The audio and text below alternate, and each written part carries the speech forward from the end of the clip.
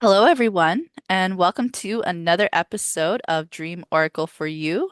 This is episode 10 with your hosts, Billiana and Sarah. This episode is going to be a interesting episode today, filled with some step-by-step guides and a little bit of background with reference to past researchers in dreams. And yeah, sorry, not doing a great job on this intro. We have a lot of ground that we'd like to cover today. If we don't finish it in within our length of our episode, this may turn into a two-parter episode. So we hope you enjoy the show and here we go. Billy, do you have anything you wanna kick off before we dive into our topics today? I think I really want to start with the step by step, like those that have been listening already or on the verge of like really getting into understanding their dreams. If we can give a bit of an overview of how we kind of set up our night before we go to sleep, or even during the day, like setting up our day to be a successful day up until when we go to sleep. So then it helps us to I suppose, process the information that comes through in our dreams a lot easier. So I think that's a good place to start, and then we can go into all the sciencey research stuff. Yeah, no, that sounds great. Do you want to set the scene for how you start off or Sure. Yeah. All right.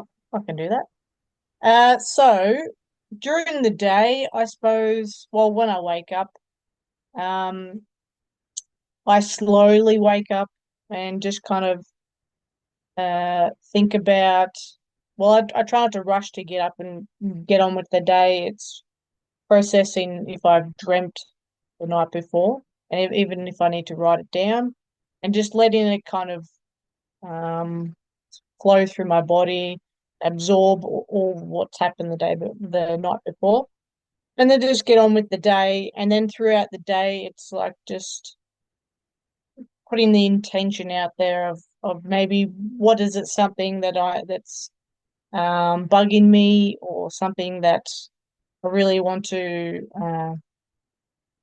find out about, or whatever it is, like putting that intention out over the day. So then when I get to the time to go to sleep, it's not like a last minute thought. It's kind of the intention, and my energy has built up. So when I go to sleep, it's just like um, natural thing to just go into thinking about when you go to sleep, if that makes sense. yeah, no, that totally makes sense. So you really put a lot of your focus and intention throughout the Yeah. entire day to set yourself up for when you go to sleep so that your brain, you know, because I mean, I'm gonna bring in a little bit of research knowledge anyway. Not any particular reference here, but there's the thought that the brain works differently during the day versus when you're sleeping. There's theories that the brain uses different parts of the brain, different areas of the brain are activated when you're sleeping versus when you're waking. So you really just kind of set yourself up so whatever areas of your brain are working during the day, they're getting that information. So that when you go to sleep, the other areas, if that is actually how it works, still up in the air on that one. Yeah, you're just really setting yourself up so that your brain can process everything through the day that you were focusing on to then create some sort of dream to tie it all together. Yeah, it's Yeah, yeah, exactly. Yep. And I suppose it's not like I want to dream about this. It's more so just setting the intention that this is what I want to work on for myself. So, like, I spend a lot of time gardening, so it's just like observing the plants and the animals and all that, and how they interact with each other, and then And pondering those sorts of questions, that helps me understand myself a lot more. And then eventually it will become a question by the end of the day. So it's not intentionally like, I want to dream about this kind of thing. It's just a like, yeah, gradual pondering, as you will. Mm, Because I suppose when you think about it, if you didn't have the internet, you didn't have books, and you don't have a wide variety of people around you, who do you have? You've got yourself and you've got nature, mm. and they're the best teachers. Like, I used to think people that talk to themselves were crazy, but no, I do it a lot now. So, yeah. I do it a lot as well, and it reminds me of like when I was doing my degrees and whatnot, that like while I was studying, I very much was like talking to myself like, oh, is this how it is? Or, oh, maybe I need to do this to solve the problem, just like kind of talking out loud. And yeah, that resonates with me. And I wonder if we're not just talking to our higher self. So we're not exactly Yeah. having a monologue conversation. And I agree. I don't think those people are crazy at all, because that would mean we're crazy. Exactly. And yeah, so that's pretty much like how I set myself up to before I go to sleep. And yeah, try not to have like screens like just before I go to sleep. That's a bit tricky sometimes, when we're doing the podcast. It's night time for me. Or, yeah, I'm not like people say you shouldn't have your phone on, like, have your phone in your room and all that sort of stuff. And yeah, it's not good for you, but at the same time, you got to be realistic that you're busy. If you're a busy person, you need it by your side for whatever reason. You've got kids or whatnot. So I suppose just setting your space up to be um calm and relaxing as possible. So however you have that, um, yeah. I like to have my dog in the room because he's calming for me. So yeah, he and I sleep so well when he's on my bed. He chooses not to be on my bed, but yeah, so setting your environment up for success basically. Yeah, no, that's great. I also like to have my cat in my room and on the bed. Sometimes we have to fight because the bed or the cat likes to take up the entire middle of the bed. And so we've got to like, sleep around the cat because you don't want to disturb the cat or move the cat. The cat gets priority, right? Um, I want to comment on a couple things you said. I'll first start with the phones in the room. This is something that I have been very actively doing in the last, I would say for sure the last year, where I have stopped having my phone in my room.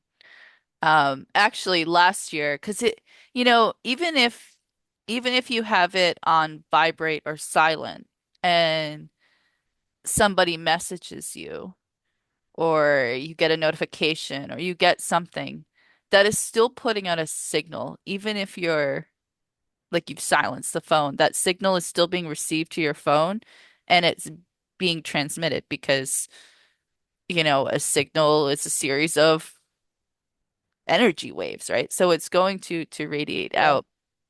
And, we know that our brains put off a signal. And so, if you're, I don't know where I'm going with this, but we'll just see. Your brain puts out signals and it's radiating away from your head or, your body or whatnot. Your body puts out signals too. And then you have a signal coming in from like a cell phone. There's going to be like, I don't know if this is the right terminology, but there's going to be some sort of interference between that and the energy waves from the phone are going to reach your brain. And there have been some past researchers that have talked about the idea that your dreams are influenced from external stimuli, which is kind of leading into what you were talking about in setting your intention, which I would say would be that external stimuli. Anyway, that being said, I agree that phones shouldn't be in your bedroom and definitely not beside, like, if your nightstand, you have your phone on your nightstand that's by your head. Like, to me, that proximity is way too close. So I purposely try to not have my phone in the room. And if I do, I usually bury it. And I don't know if this is actually if this actually does anything, but I like bury it under a bunch of books. Or last night it was interesting because I knew I had to get up early this morning, and I need to get a analog alarm clock that doesn't require your phone to be an alarm. And so I decided, I'm like, okay, I don't want to bring my phone in the room, so but that's the only option I have. I have to set the alarm. And so I like shoved it between my mattresses at the foot of the bed because I figured that would be gonna squash some of the signal or whatnot. Um, but yeah, and then in the end, I was telling my fiance about it, and I was like, I really don't want my phone in the room, blah blah blah blah blah. And he's like, well, I can set an alarm for you. And somehow having the phone on his side of the bed is like okay for me because it's like further away. Um, but yeah, Have you it's felt a difference, like not having the phone in your room?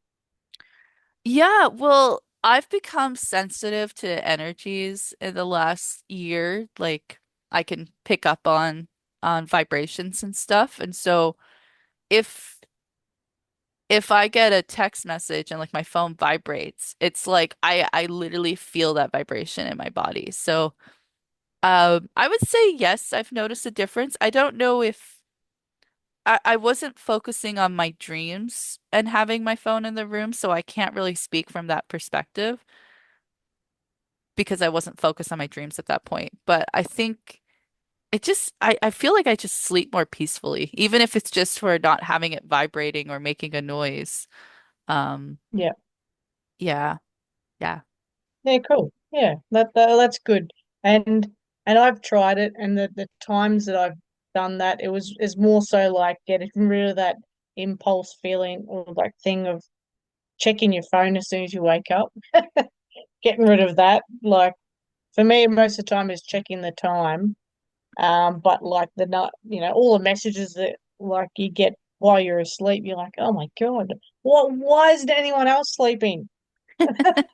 Well, if it happens to be a message from me, it's because we're in different time zones. But um, I've been Yeah, trying to make a mental note to not message you until you actually wake up. But um, I don't check my phone like when I'm like during the night anyway, so it doesn't matter. Yeah, good, good. but I still yeah, need to cool. work on that on not checking my phone in the middle of the night, like if I get up to go to the bathroom or something. Um, Yeah, but it's a process to I remember over a year ago, I was really adamant about like I would leave the house and I would just like I'm not taking my phone. I'm like I'm so done with this phone. It tracks you, it's listening to you, all of this, and I would just leave it at home. And for a while you just felt like you were missing something, like something was literally missing from, your hand or your presence or whatever. But then after a time, it's so freeing to not have this device that's like attached to your hand and yeah, the impulse to always check it. Because it's crazy how society has come to that point where we have this little handheld computer that has so much control over our life. I'm fortunate that I grew up in a time before cell phones. And so, and that's aging myself on the podcast. But um yeah, like I used to remember like coming home from high school and you would call up your friends on like a landline, like you use a landline phone. There was no cell phone. You could go, you know, I don't know, walk up the street, go hang with friends, and there would be nothing tracking where you're going. Your mom would just have the faith that you would come home safe. And if not, she had 10 people in the neighborhood to call to be like, hey, did you see Sarah? Did you see where she went? You know? And she always knew. She always knew where I was, even if I didn't tell her. Um, yeah, that's a little random tangent there about cell phones. That's all right. No, that's yeah, well that's good advice, to have a clean air, a clean bedroom or wherever you sleep. Yeah, so you can minimize any interference, I guess, while you're sleeping. So yeah. Definitely. And also your note Yeah. about not having screen time before bed is that light stimulates, or it doesn't stimulate, it prevents the production of melatonin, which is your sleep molecule essentially. So, um, there is the chance that having too much screen time before bed just means you're not going to have as restful as a sleep. And if you're not having a restful sleep, you're not going to be dreaming. So they are kind of connected. Yes. I also want to bring it back to setting your intention. And you had made a comment where you said it's not like you're going before bed, you're saying, "Oh, I want to dream about this thing." It's more like throughout the day that you're just um, just kind of setting the putting the vibes out there of what you would like to work on sort of thing. But I was wondering, have you ever actually, if like before bed, you're like laying in bed and you're like, tonight I want to dream about this. And have you actually had some of that come through in the dream? Yes, I've done that a couple of times. Like I've um asked myself a particular question just before I went to sleep. But I suppose I didn't get what I thought would come through, or it wasn't clear. And I think it's because I was being a bit impatient, or I was like forcing forcing the question rather than like just asking it like, hey, like I would like to know why the all the bugs in the garden keep eating everything. It's a simple question. Um, and just not having an attachment to the result or what's going to come through, and just go, all right, now it's time for bed, and then that's how a dream would naturally occur without trying to force anything to come through. But I suppose those times I've asked, I'm like, come on, give me an answer. Oh, Right. And then the answer doesn't come because you're like expecting it kind of thing. yeah, or it comes in a real vague dream, like just yeah, nothing substantial that I can like interpret and go, oh yeah, I know what that means. But you have had a dream come through after asking a question that you know was answering your question, but maybe Yeah, not to the level yeah, at which you were ready to interpret it.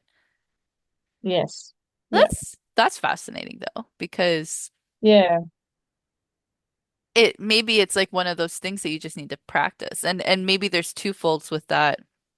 Maybe the first fold is just, you know, training your brain to be asked a question to then put together a dream for you to then get up and interpret. And then that's the second part is the practicing the interpreting part.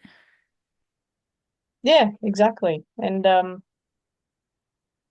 I've had like I've also set the intention, but I've said to myself, me greater being, higher self, whatever you want to call the little voice in your head.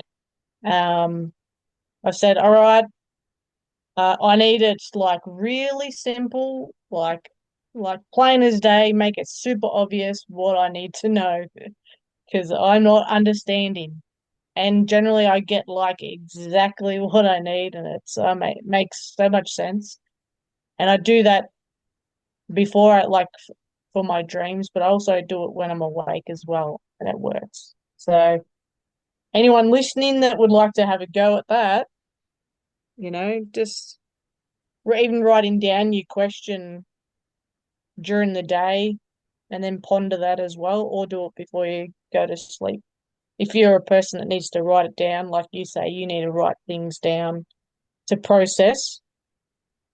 Yeah. So Awesome. that, yeah, I reckon that's a good one because I've done that a couple of times too. So yeah.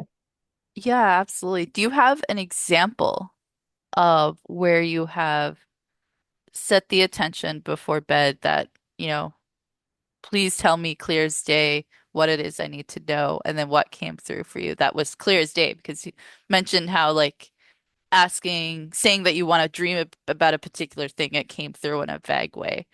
But do you have any? I know it's kind of hard to put you on the spot with that, but do you have an example that comes to mind? Even if Um, it's like a vague example. no, not at the top of my head. I think because I haven't done it for a little bit. And maybe because it's become second nature now. I don't like it's not a very like obvious thing that I do now. It's just become second nature. Like you just kind of asking it to yourself, not realizing. So I'll have to think about that. I can't think of any example at the moment. Okay, to be But yeah, continued at a later date. yes. What what about you? What's your kind of routine before you go to sleep or setting yourself up for bed? Yeah, something that I've been really focusing on a lot in the past several months that I have found very helpful, not just for before going to sleep, but also like any time where I'm doing something that requires creative thought, or that I just want to give all of my focus and intention to it, and hoping that the information will come, is actually breathing. And I know, like, when people meditate and whatnot, there's always this focus on breathing. And in the beginning, before I really learned what exactly meditation was and how to do it properly, I always struggled. I'm like, oh, the breathing is so, like, not that it's dumb, but it just in the beginning just I didn't quite get it. But I think I get it now. And it's as simple as breathing in. The more important thing is you have to breathe in through your nose. Breathing through your mouth doesn't have the same effect. You're breathing through your nose, so you're allowing, you know, all the, I don't know what it is, your blood for one, so you're pumping oxygen to your brain, but there's also the movement of the fluid in your spinal cord, so that makes its way up into your brain as well. So you breathe in through your nose, you hold it for a couple seconds, and then you exhale slowly, not fast, slowly through your mouth. And if you focus just on that and nothing else, and you do that at least 3 times, I feel that it really just puts the brain in a really nice place to process and receive information. And also, breathing does wonders for your body in other ways. It's linked to like lowering your blood pressure, relaxing the body, and all of that sort of thing. So I like to do that. That's like when I get in bed, that's the first thing I do is I like take a deep breath through my nose, hold it, exhale it, and I do that 3 times. And then I just kind of sit there and it's almost like I meditate to go to sleep, to be honest. I just put myself in that like relaxed state, and depending on the day and where I'm at in my journey or where my focus is. Like last night, I wanted to have a focus on the podcast this morning. So I was like, if there's anything that I need to convey in today's podcast, then to let that come through. Ideally, it should have come through in a dream. And we did have like a little chin wag uh before we hit record about some of the things that I dreamt about last night. I definitely dreamt. not entirely sure that that content is making it into today's episode, but it might make it into a future episode. And 1 second, sorry to pause, battery is dying.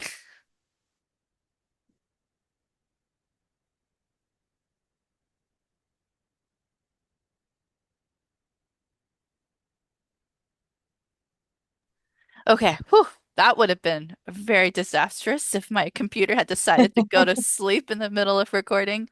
Um, yeah, we have one outlet and we share a plug, and fiance was using the outlet yesterday for his YouTube channel. So, whew, okay.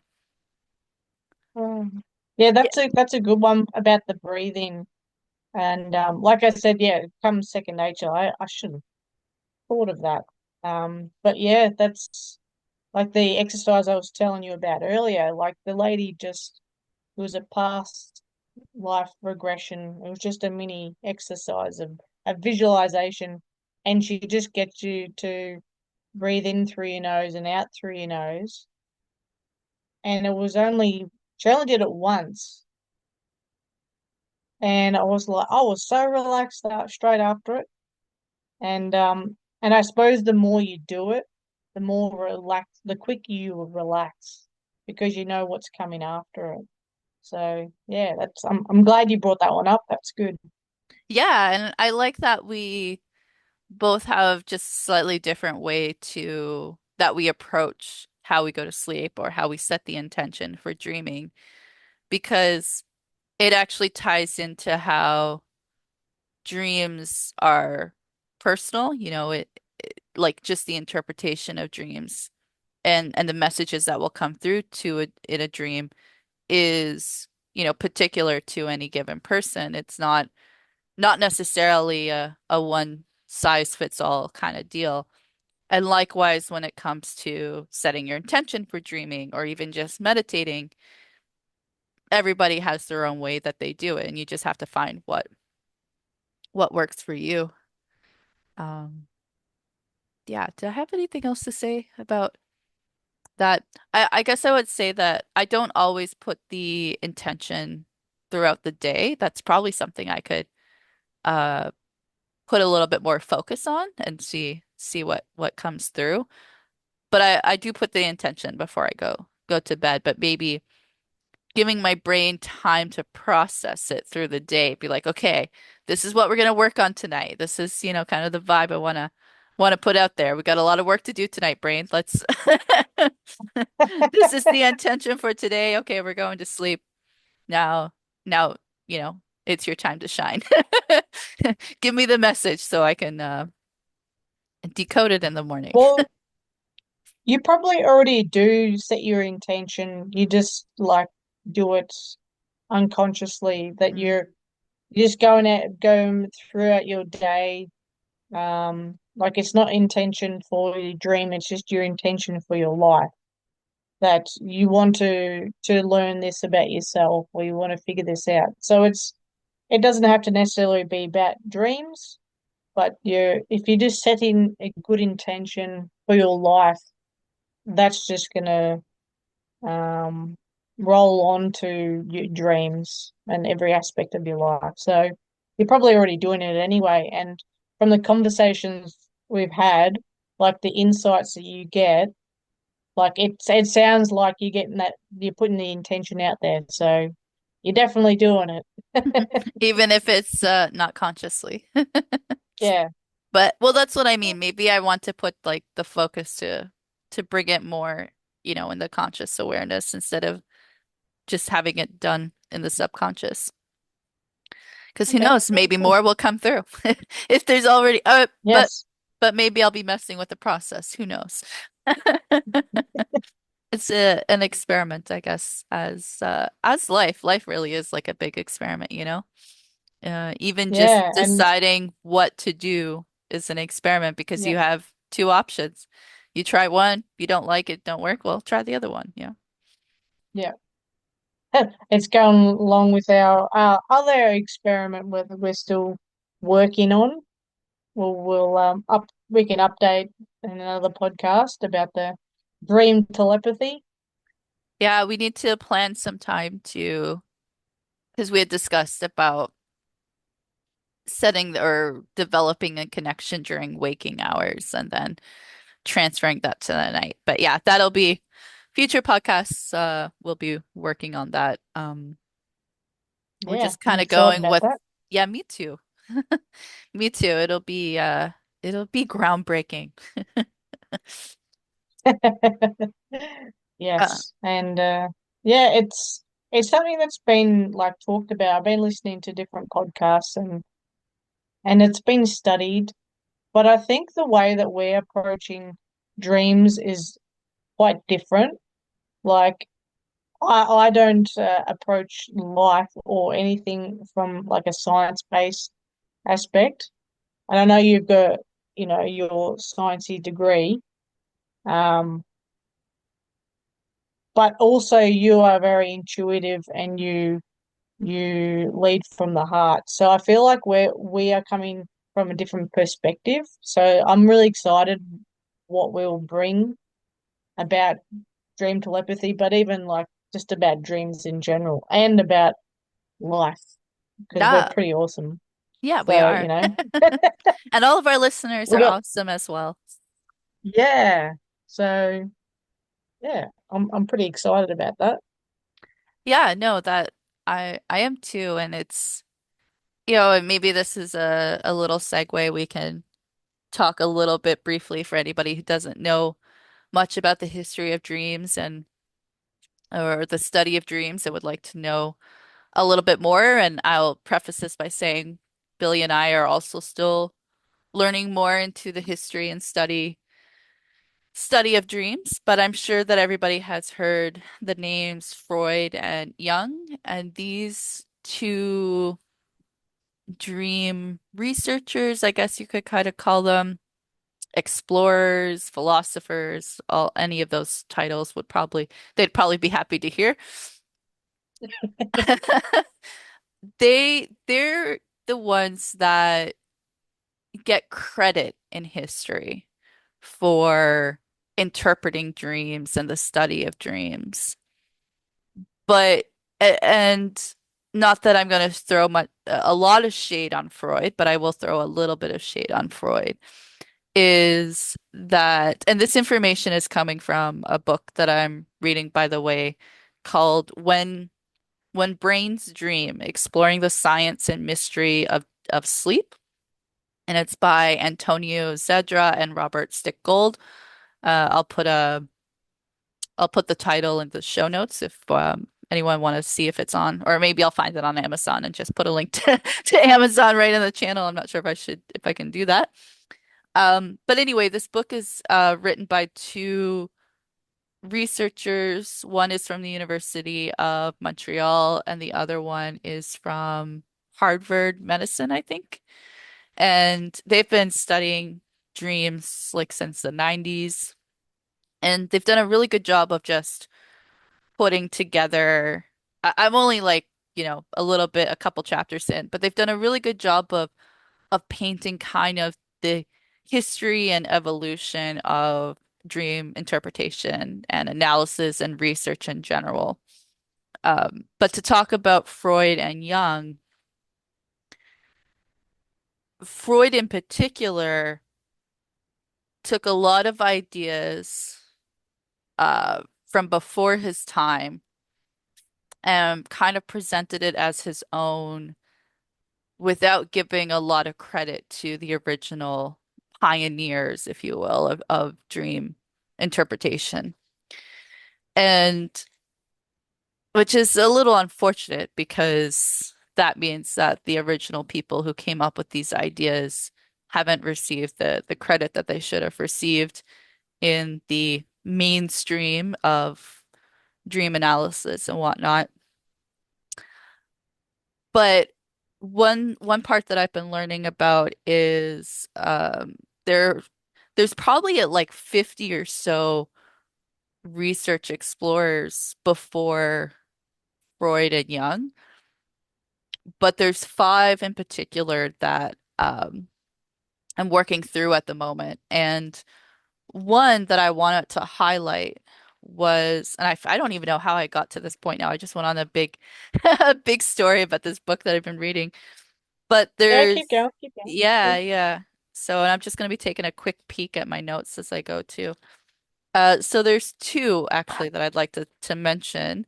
One is Carl Scherner, and I might be mispronouncing that name. Definitely German based on the title of his 1861 book, Das Leben des Traums. Probably messed that up, but it's The Life of Dreams is the translation.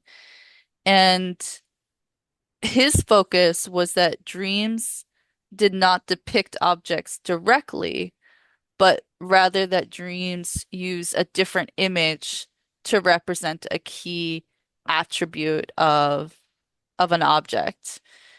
And one example that he gave with that was like, let's say somebody went to sleep with like a bad headache, and then they would end up dreaming about a ceiling of a house that's like covered in cobwebs and crawling with spiders. And so in this situation, it's represents that the house is actually a symbol for like the human body, and the ceiling would like represent the head, which was a an interesting point. Now I will say that Freud did actually acknowledge Scherner in his interpretation of dreams book. That's another reference for those who would like to know more. You can look up Freud and Jung's The Interpretation of Dreams, and that's freely available online. You just have to Google it. Um, but yeah, so Scherner is is known and acknowledged by Freud as being like the pioneer of dream symbolism. But the world ended up giving full credit to Freud for for symbolism. Do you have There you any go. comments on that? Did anything come through for you, Billy, with that little background? Um, interesting. Yeah, and I've found that with a lot of the people that we know in the different fields, that they stand out. I feel like they've kind of stepped on a lot of toes to get to where they are, and we've missed out on a lot of valuable information in the process. Like there's it's just strange that we've only heard of, Freud and Jung, like two people out of the entire population of the world. There's just these two people are the only ones that have like their content has kind of got out in the public, which is a shame. And I suppose that's where we have to do our own research and really dig deep to get some information that probably resonates a bit more. Like for me, their research is like I haven't read their books yet, but I've listened to um some of their stuff and what I've read snippets and that a lot of it's like very mind based. Hmm. So it's not coming from an intuitive space or coming from the heart. So for me, it's hard to connect with because it's so much in one side of the brain and not even worrying about the other. Mm. You kind of got to come through it from both sides, and yeah. So Yeah, yeah, and I hope that that's something that the both of us can bring together where, I'm a trained scientist. I spent 12 years in school being a scientist and researching the scientific method and experimenting. I'm yeah, very much have a lot of experience in that. And definitely I would say I'm at least consciously more, new to being more heart-centered. I probably have done it my whole life because I think it does come a little bit naturally, but definitely I am a trained scientist. I do have that background. And long before I started this podcast, one thing that I wanted to actually start, and maybe this is actually the platform that it's happening in, is a podcast where the worlds of science and spirituality actually kind of merge together, that they coexist, if you will. But I Yeah, think that that's actually naturally coming through this podcast, which is cool. Um, yeah, but I like what you said about a lot of the research that's been done is very much sciencey and left brain focused and not as much having both sides coming together. And, you know, yes, science is important. It's great that we can explain things in a factual basis, a very logical way. But sometimes when it comes to science and the left brain reality, is that science, physical science is literally the study of physical concepts. I couldn't think of a better word. It's what you can actually see, what you can observe, what you can measure. But when it comes to the universe, we only know and understand 5% of the detectable universe, meaning what we can measure. We only understand 5% of it. What is the other 95%? Is 95% of what we can detect the whole universe? Or we only know 5% of what we can t detect. And who knows, maybe that 5% of what we can detect, that 100% of what we can detect might only be 1% of the entire universe. You don't really know. And for me, that means that science is very limiting into the reality that we live in because there's so much more that goes on that we just can't actually detect, that we can't see, that's beyond the physical. It just becomes the metaphysical. And dreams, I think, are one of those because I'm doing a good job of bringing it back to our to our theme here.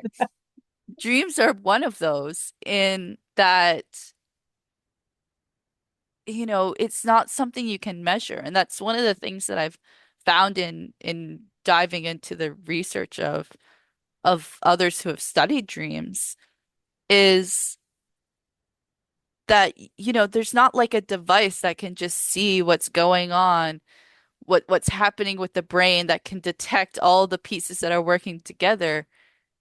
There's just no way to actually measure that. The only way that you can analyze a dream is by A, remembering it and B, discussing it or writing it down and then discussing it, or the scientific approach that past researchers have tried to do is to influence what the dream will be by external stimuli.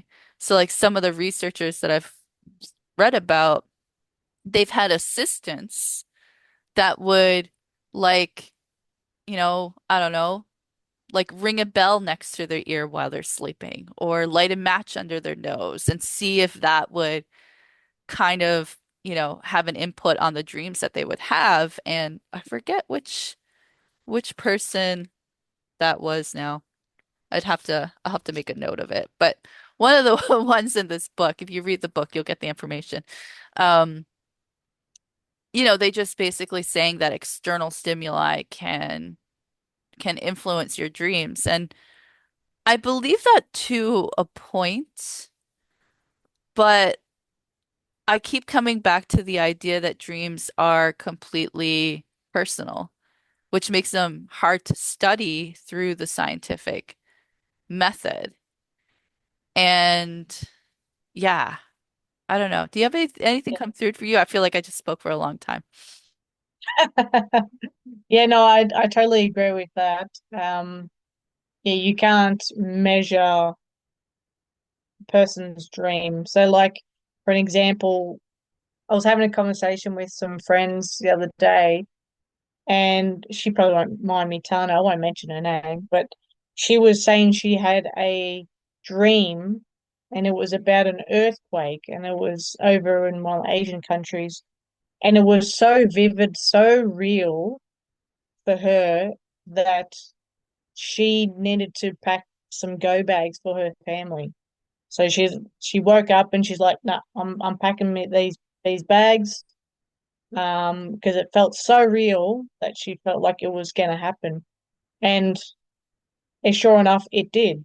So that I suppose that you can measure your dream, or someone else can see the result of your dream.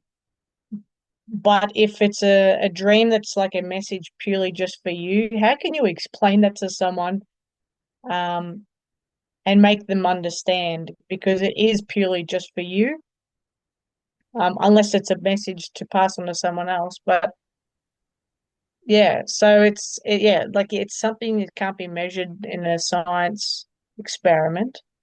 And that's where, yeah, like you're saying, science is limiting because you need the factual things, and it needs to be and like evidence. When I feel like a lot of like our lives, we don't need evidence. We just know. Like for me, I have like a real knowing that like in me that I know something is right or wrong, or um this is right for me and not that. And you know, how can you measure that? So it's there's so many things in life there. You can't measure them. So it's you got to come from them from both angles. So Yeah. yeah, yeah. No, that was beautiful. I like that. I like that a lot. Um, yeah, you just you can't. And yeah, that's definitely something that's been on my heart for a while now. So I'm glad I could express that in today's episode, and hopefully the listeners will appreciate that. Where and it is hard to for me to say that as a trained scientist as well, that science is actually limiting in studying our reality, and definitely when it comes to dreams, which is why I'm so excited for this podcast, because it's not necessarily that we're taking a different approach, because although I've not read the works of Aristotle or Descartes yet, if I'm saying his name right, it appears that they had a little bit more of I would say, a heart-centered approach to dreams. I've not read their work yet. I have access to it though, so I will get to it, and then we'll talk about it in future podcasts perhaps. But um yeah, it's just that pretty much Freud came along, and then all dreams became or all dream analysis or research really became, okay, what is the brain doing? How is it creating a dream? What's influencing a dream? As opposed to the actual study of researching and analyzing and interpreting what the dreams have to say, basically, and if they can be used as a prediction tool, kind of like you were talking about the study, or not the study, do you said it was your friend who had this dream? Sorry, I missed Yeah, that. yeah, Yeah. yeah. Yeah, so that had this dream that then, she was able to prepare, and then, the event happened. So it's interesting because as you were also talking about that kind of predictive dream, it just reminded me of the many different forms of dreams. And we've talked a little bit about a few of them throughout our episodes, but maybe a future episode will, I don't know if we need to have an episode dedicated to each type, or we just kind of give like an overview of all of them. I think the dream language book that we have, I think does a good breakdown, if I remember correctly, of all your different types Yeah. of dreams or dreaming. You've got lucid dreams, you've got dream telepathy, you've got visitation dreams, you've got kind of fear-based anxiety dreams or nightmares. There's night terrors as well, which is some more extreme nightmare essentially. You've got predictive dreams or future-telling dreams, messages that come through. It's just there's so many dreams. It's the the lay of the land for dreams is massive, and I feel like the universe, we have only scratched the surface of our understanding of them. Yeah. I listening to a podcast today, and we can put it in the show notes. It was really good because this guy, he just seems so genuine. He was talking about animals in your dreams, which we'll talk about that in a different podcast. But like he even said that he doesn't even know what dreams are, and no one ever will, and we don't understand them.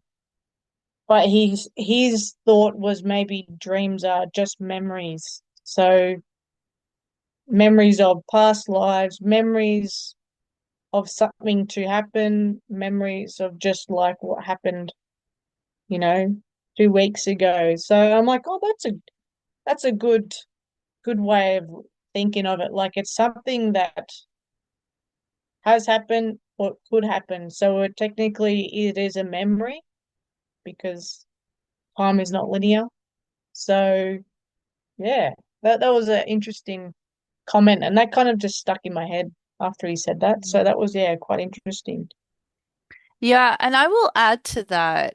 I would say, because that's actually, it's great that you bring up about memories and past life, because when I wake up in the morning and I'm like, okay, that was an interesting dream. And that's kind of the first couple questions that I just ask myself is, was that a memory? Like, is this, well, there's two questions. The first question is, was that dream important? Was there something in there that, that I should pay attention to and focus on? And then the second question I usually ask is if it's a memory, because if it's a memory, I feel that there's more significance to it. Maybe, I don't know if more significance is the right way to go, it's the right way to say it, but it if it's a memory, it means that you're reflecting on it because there's a reason why that's coming through. It is some sort of message, but it's like a lesson or whatnot. But if it's not a memory and it's just kind of random symbols and whatnot that's being thrown at you, you gotta take all these puzzle pieces to create what the message is. It's just, I think it's a different way of processing and interpreting the dream. If it's a memory, you know, then you've already you've you probably already have the answer. You just need to reflect back on it and look on it. Whereas if it's a bunch of symbols coming through as a message, it requires a whole different mindset or processing because you're literally Yeah. taking pieces, first trying to figure out what the piece means, and then putting it together to form the picture of what it actually is. So yeah, that's what came to mind for me on that one.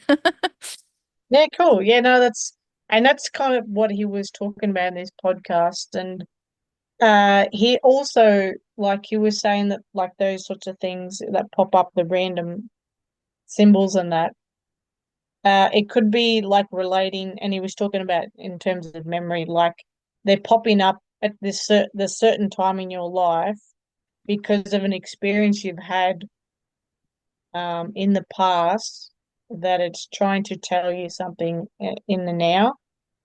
But it's because I suppose, not connected to that memory at the time, then it's all be all jumbled. So yeah, I'll have to re-listen to it because it was very, very good. Um, and because he was talking like from an authentic, genuine place, so it was really, yeah, it was really good to listen to. I'll have to. It's on Spotify, so I'll have to Yeah. send it to you. Yeah, definitely. And especially for the show notes, that's definitely something that I want to continue doing as we move forward is anything that we discuss in our episodes, any resources that we're leaning on or that we talk about that I want to provide that to our listeners so that they can do their own research and have their own ideas about it, and then let us know. Feel free to send us an email or comment, just anything that comes to mind. We are more than happy to indulge in the conversation. Yeah.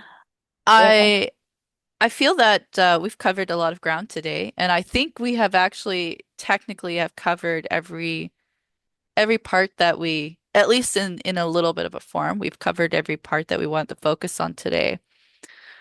But I still have one little thing that's come to mind that I wanted to mention, and I probably should have spoke about this earlier, but